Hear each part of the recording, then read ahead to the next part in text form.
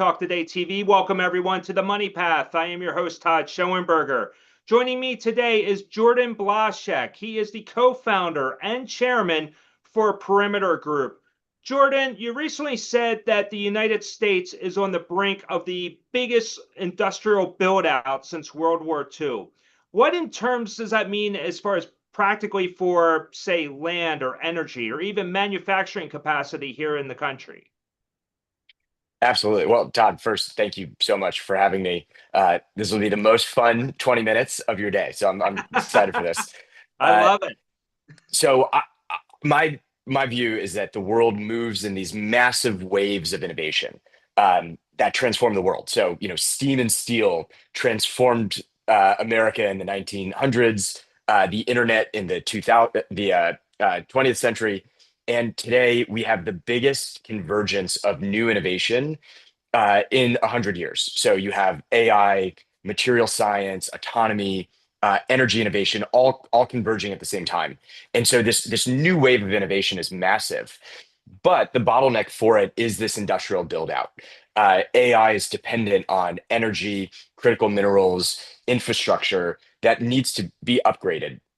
And that demand signal to the economy is just massive. It's why you're seeing such a rise in companies like NVIDIA, GE, Vernova, companies that are doing services for the electrical grid. All of these companies are taking off because this demand signal for the new innovation wave is just so massive. And so if you look at those bottlenecks, I think you're going to see over the next couple of years that those are going to be the best performing investments of the decade because this transformation of the industrial base is just so massive today. So speaking of the bottlenecks, and we can probably add in energy, even labor to that, which one of the bottlenecks that you're tracking do you view as being the biggest threat to US AI competitiveness? I think the two that are most important are energy and critical minerals. So on the energy side, at the end of the day, the AI story is an energy story.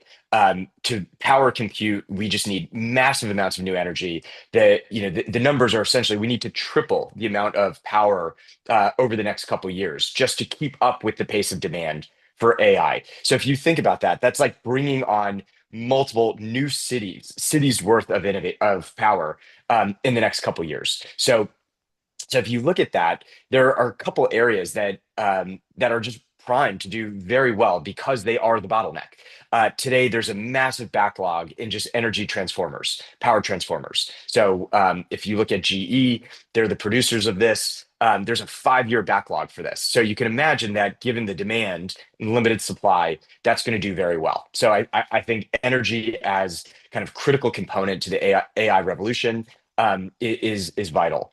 I think the other is critical minerals. So for the last 30 years, no one thought much of critical minerals as a business. It was arguably just a bad business to be in. Low margins, China's always going to outproduce us there. And we offshored the vast majority of mineral production and processing to Asia. So today, China controls 70% of lithium, 95% of rare earth processing.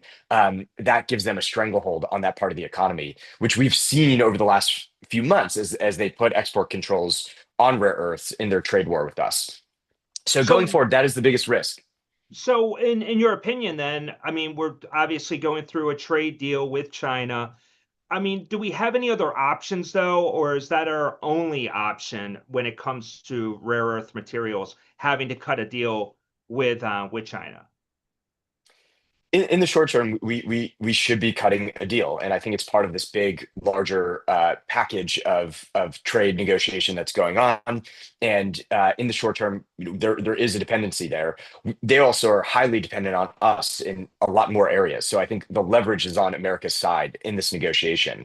Over the medium term, I think there is a lot we can do. The two things that are immediately obvious are one, start building up our own processing capability. America does have a lot of its own rare earths. Rare earths are not that rare. What is rare is the processing capability. And so we can begin building up our own processing here or in our hemisphere. The second is innovation. So material science innovation, new extraction technologies, ways that allow us to get around rare earth processing are right around the corner. And there are a couple companies right now that are working on this. I think they're going to do phenomenal in the next few years because they entirely circumvent the Chinese stranglehold on rare earth processing. Okay. So let's turn the page to national security. Jordan, you're ex-military. Thank you for your service. Thank And you. I want to ask, how is, say, the Pentagon incorporating AI into some defense strategies? Well, there's an even bigger defense story going on right now, which is Okay. the complete transformation of how the Pentagon is going to do acquisitions going forward. Secretary Pete Hegseth made a massive announcement last week saying they're going to fundamentally change how they do business. They've consolidated a lot of the acquisition offices. Previously, they were called program executive offices. Now they're called program acquisition executives. So these new PAEs have been consolidated, given a lot more power, and they can issue money much more quickly, either through contracts or grants or loans. That is a whole new way of doing business, and they've stated that they're going to put commercial first as a priority. So they want companies that are serving large commercial markets and then doing defense. And the reason that's so important is it allows American companies to innovate more quickly. It allows new entrants into the space. The entire defense market has just gotten more innovative, more competitive as a result. And so that is a massive change in defense acquisition. It's going to totally revolutionize the way our military functions. And I think everybody who's been involved in the defense tech space has been waiting for something like this. So that's very exciting. As part of Yeah, that, and yeah, go ahead. AI is transforming the way we fight wars. We're going through a revolution in military affairs right now, driven by autonomy. And you're seeing the rise of a whole new generation of companies that are putting AI first in their products. So, a company like Saronic that does maritime autonomous drones, another company called Overland AI that's doing the same thing on land. You have companies doing it in the air. And all of these are going to fundamentally transform the way we fight wars. So I think you're going to see the Pentagon moving increasingly towards autonomous, attritable weapon systems that just increase our speed and lethality on the battlefield. You'll also see it start getting integrated into the decision-making process. So the way that military commands make decisions, speed up their decisions, and then ultimately do everything from logistics to personnel management. All of that will be transformed by AI. So, in your opinion, then, and going back to what you were speaking of with the Pentagon and looking at contracts, and I assume this would speed up that process because, historically speaking, when you go through that procurement process, especially at the government level, it can take some time. Are you suggesting that the Pentagon will be able to rapidly make moves when it comes to these acquisitions? Yeah, that's exactly right. They will move from years to months with the number of Wow. these contracts. They'll be able to increase the size and give larger contracts. And ultimately, what this is doing is sending a much stronger demand signal to the market for what the Pentagon needs. I think that's ultimately always been the challenge. It's hard to get a strong demand signal from the Defense Department. Today, it's going to be much easier going forward. And ultimately, that's what entrepreneurs, investors need. They need that demand signal to be able to underwrite what that future market looks like. Right, right. And that's remarkable. And that's only going to make the country safer. So with in your opinion then, because of AI and this rapid technology, and then obviously the evolution of going through the business process inside the Pentagon, do you feel that there will be less of a need of ever having boots on the ground again? So I'm a Marine infantry officer. At the end of the day, we always believe you need a Marine with their boots on the ground, on the target, fighting the enemy. I don't think we're ever going to get totally away from that. There's no substitute for a trained warrior on the ground to do the final fighting. I do think that the shaft behind that tip of the spear. So if the Marine is the tip of the spear, the shaft behind it is going to get more autonomous, more technologically driven, and I think that will help. It'll definitely protect more lives on the battlefield. I think it'll make us more effective and capable, and ultimately give us better observational awareness, so we know what we're going into. I think that's ultimately what you're going to see, but I don't think you can ever take the human off the battlefield. Okay. So, Jordan, I want to get your opinion on the nuclear or the Iran strike when we took out the nuclear capabilities for Iran, when we had our stealths take off from Missouri. They were flying all night. They got there. You know the story. How much of technology was part of that? Maybe even AI, or if you don't know, that's fine too. But it just seems that that strike was so pinpoint accurate to happen to knock that out. I mean, that we knocked out decades of productivity by the Iranians. What are your thoughts? Absolutely. So it was, I think, the most well executed foreign policy um, move I've seen in my lifetime. The Trump administration gets a lot of credit for how well that was executed. It was highly technological in nature. And that strike shows the qualitative advantage that the United States has over every other military in the world. No other country could do that strike, and they won't be able to do it for decades. The U.S. advantage in air power and strategic strike is so massive. It allows us to take off from somewhere, in the heart of the United States, drop a bomb halfway around the world, and completely devastate the Iranian nuclear program. The technologies that went into that were everything from our stealth capability that goes on the fighter, that's various kinds of material science innovation that allow that stealth, observation from space, so space-based observation, uh, the ability to use drones to pres provide laser precision, and then ultimately, all the chips and various technologies that go into the bomb itself that allow it to have complete precision and drop exactly where we want it to from 40, 50,000 feet up in the air. That all combines so much innovation that America is the only one on the planet that can do that today. That's amazing. I know it was truly awesome. That's for sure. So What let's I think what I think you'll okay. see in the future in terms of AI is that plane, which that plane had a pilot, flying that plane. In the future, he might have one, two, or 10 co-pilots next to him that are AI driven. So both, that plane itself will have an AI co-pilot, and you might have a drone flying right alongside it that's completely AI driven. So in the future, I think that's how those kind of missions will get executed. Wow, that is truly amazing and a lot to look forward to. Hopefully, we don't have to go down that path, but it's good to know that we have it. So let's turn the page to Perimeter Group. So your role there, you guys are doing or handling or facilitating private equity deals when it comes to the defense side. Can you give the audience a little bit of background on Perimeter and maybe even discuss some potential opportunities that you have there?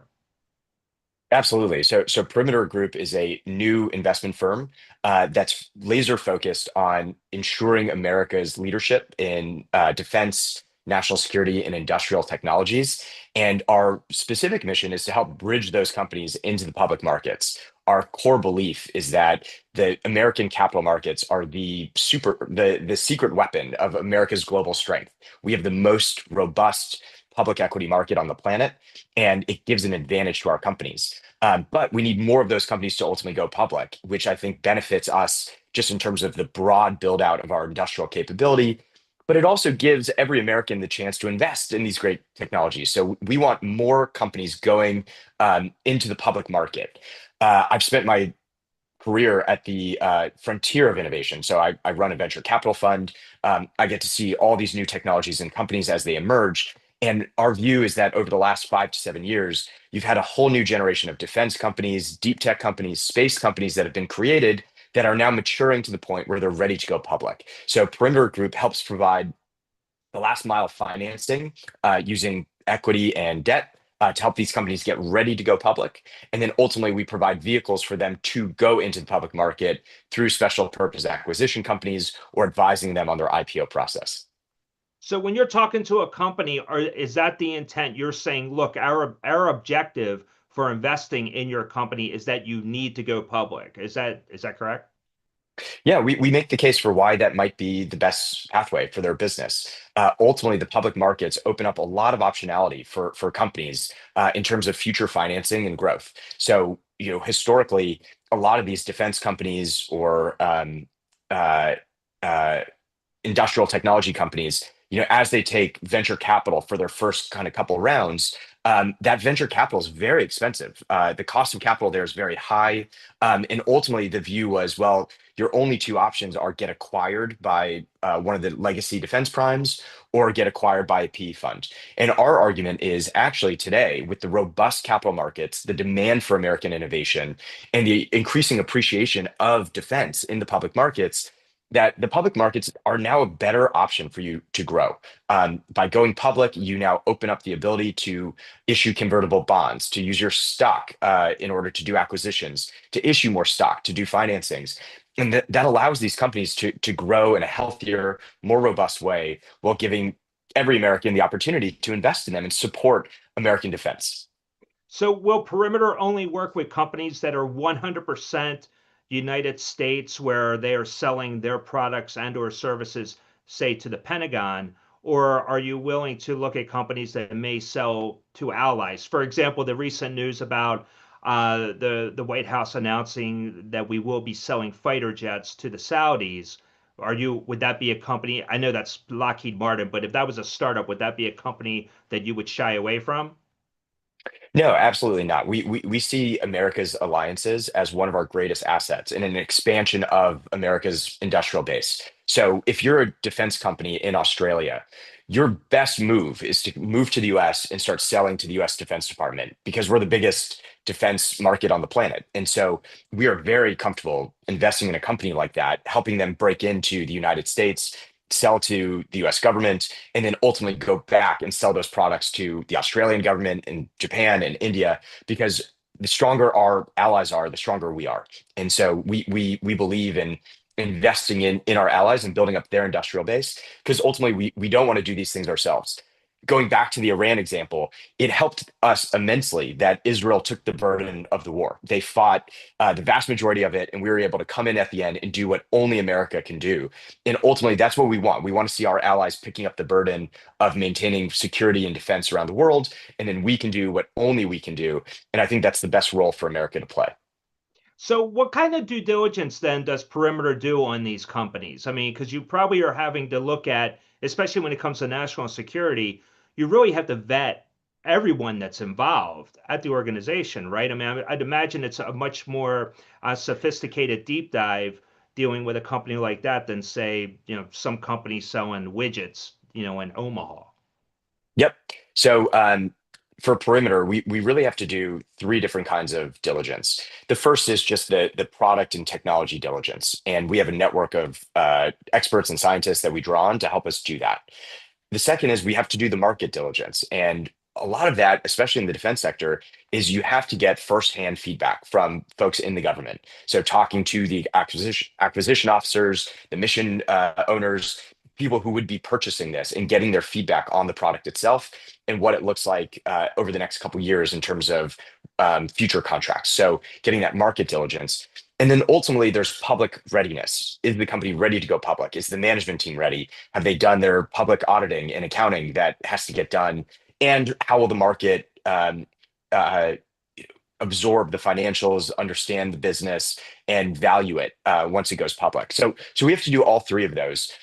There is a component, as you said, of where there's nationally critical technologies or capabilities. There's an enhanced level of diligence we have to do on ultimately the ownership of the business, the people working there, the level of classification behind what they're doing, and making sure that it passes all of our thresholds in terms of being secure and good for the country. That's excellent. I love that. So, final question for you. Are you at all, because clearly you have an administration right now, it's pro defense.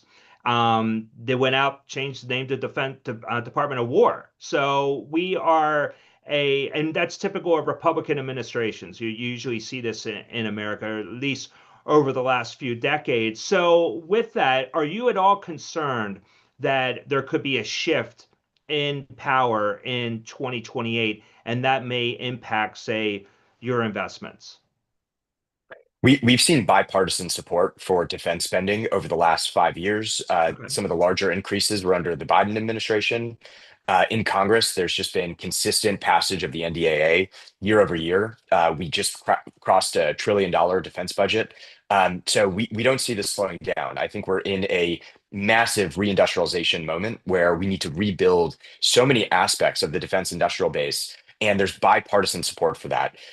Ultimately, our view is that the stronger we are as a country, the stronger our industrial base, the less likely we are to have to use it. We deter enemies, we deter aggression around the world.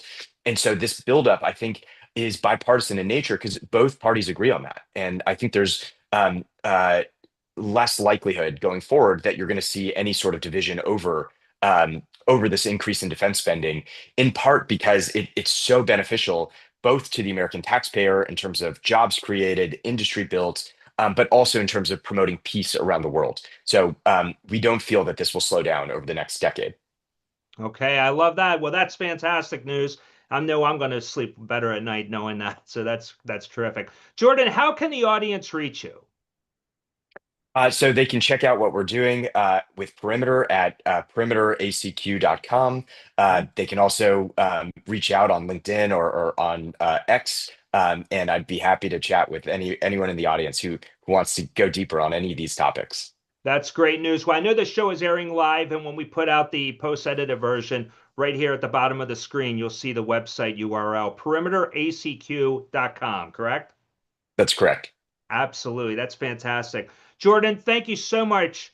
This was a fascinating conversation. I really do appreciate you joining me. Got to have you back next year so we could continue this conversation. Well, Todd, this was a lot of fun. Thank you so much. I hope this was the best 20 minutes of your day. You said it was And going to be, and I thumbs up. Absolutely, the best 20 minutes. that's what I was going Every for. day was like this. This will be amazing. Well, thank you for having me on and for what you do. Absolutely. So, on behalf of Jordan Blashek, I am Todd Schoenberger. Thank you once again for joining me on the Money Path. We'll catch you next time. Take care. All right. Jordan, that was fantastic.